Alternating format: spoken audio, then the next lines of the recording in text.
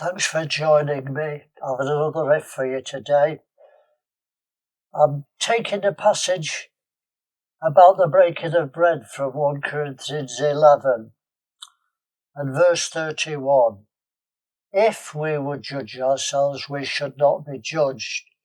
Well, I know Paul's talking about the breaking of bread, but in the context, he gives a principle for us that I can apply outside the context.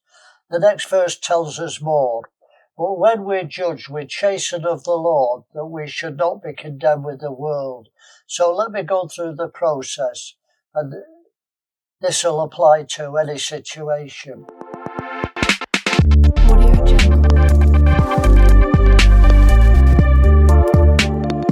Number 1, God wants us to assess and judge ourselves. 2, if we don't judge and deal with our faults, God, like any other good father, will chasten us, punish us. And 3, if we refuse to be chastened, then God can't call us his children. If we judge ourselves, we should not be judged, but when we're judged, we're chastened of the Lord, that we're not condemned with the world. So let me read what Paul said in Hebrews 12:6 about chastening and cutting off. For whom the Lord loves, he chastens and scourges every son whom he receives. If you endure chastening, God deals with you as sons. For what son is he whom the Father doesn't chasten? But if you are without chastisement, wherefore are all partakers, then you are bastards and not sons. Well, if you're a bastard, you're not a son. God can't call you his son. So where does that leave you?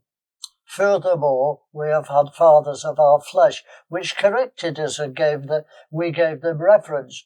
Shall not we much rather be in subjection unto the Father of spirits and live? For they verily for a few days chastened us after their own pleasure, but he for our profit, that we might be partakers of his holiness. Now no chastising for the present seems to be joyous, but grievous. Nevertheless, afterwards it yields the peaceable fruits of righteousness unto them which are exercised thereby. The reason is this: if we don't chasten ourselves, God chastens us. And if we refuse his chastening, we're in danger of backsliding, and the end is rebellion and a cutting off from God, that we're not condemned with the world. That's the great white throne. The church will be judged at the judgment seat of Christ, the bema seat of Christ, but the world will be judged at the great white throne. And if you don't chasten yourself, and you don't allow God to chasten you, then you're in rebellion. Well, something for you to chew on this week. I'm going now. See you in the plan.